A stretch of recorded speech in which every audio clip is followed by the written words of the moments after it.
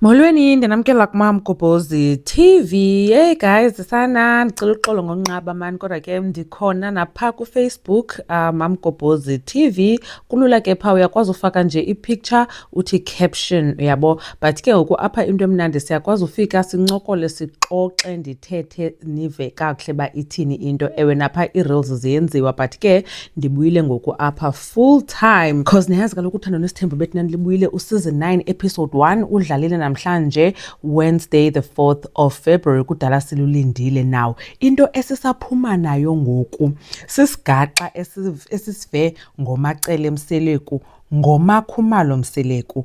Now uMacele ke usivezele into, well, abantu abaninzi ke abanye bebengayazi, thina ke besiyazi, nangona ke ngoku nothi ngolu hlobo ngokuseza ngalo, echaza uba ethetha notata uMusa Mseleku uba uMakhumalo asingulo bebeqhela udibana naye emithi, and ke ngoku uthi wayemithi umntana ongasingo katata uMusa Mseleku. Hayibo, njani kaloku sana, because le nto zange yaphathwa kwa uphathwa on the show uba uMakhumalo wakho wanomntana ngaphambili.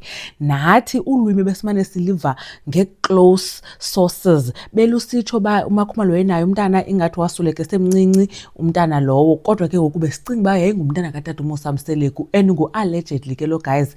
But that's why ke singazange sayithetha noyithetha loo nto leyo, because what if kufunwe iproof ibe iproof ingekho, ingabantu nje umzekelo umntu azawuthi othi wayefunda naye. But ke ngoku nanku uMacele eza nayo le nto, so asiyazi ke utata uMusa Mseleku uzawuphendula athini, because ebethetha naye kule nto. And then I understand mhlawumbi ke kucela kaMakhumalo mhlawumbi ayonto ebefuna uthi open up about it uba yinyani, kuba ke mhlawumbi ke inoba yabona it's very sensitive, and then nangoku siyazi ke noba usenengxaki noba abe kanti ufumana abantwana. And then kulena ke mna ngova kwam ngolwimi ingathi kuthiwa wasweleka kumntana semncinci, so mhlawumbi ke it's a touchy subject uba yinyani, hence ingazange yathethwa kuthando nesithembu. Now zininzi ke izinto eziye zingathethwa kuthando nesithembu esiye sizive mva, njengomangwabe into yoba unomntana. Ewe umangwabe xa bengayifihle befaka ku-social media nako-Facebook and post umntana yakhe, but zange yadiskaswa kuthando nesithembu until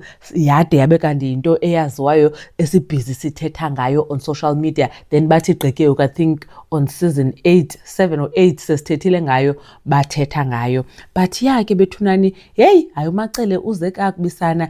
Last season ngulo bethethe ngento yoba uMakhumalo wayeyingane yasendaweni, wafika ngoba yineni, and then wabetha isigubhu, and then wangena endlini. So ngoku nankweza nento yoba wayekhulelwe, sidibana naye etyhalisiso, ekhulelwe umntana ongasingo wakho. So sisezova kakuhle ke i-context ba ithini, ngoba ke ibiyinto ebonisayo izinto ezisazayo kule season. And then ke yenza enye ivideo elandela bethunani apho uMakhumalo ebonakala ehurt utata uMusa Mseleku sana. Kuyacaca nje uba like, hey, ukhetha uMakhwela even over uMakhumalo. uMakhumalo khalazela loo nto leyo. Anyways, benibukele nabethunani nanuthando nesithembu. Ongakhange abukele, uDSTV has decided uba ngoku naye afake i-full episode kathando nesithembu ku-YouTube, because abantu bayayenza loo nto. So might as well ayifake kwenzela uba ke ngoku eza views nemali ka-YouTube iye kuye. So ningayobukela apho ke umntu ongenayo i-DSTV, niye ku-DSTV official channel. And then ke ngoku ubuye uze apha kuMam Gobhozi sizoyinambithani,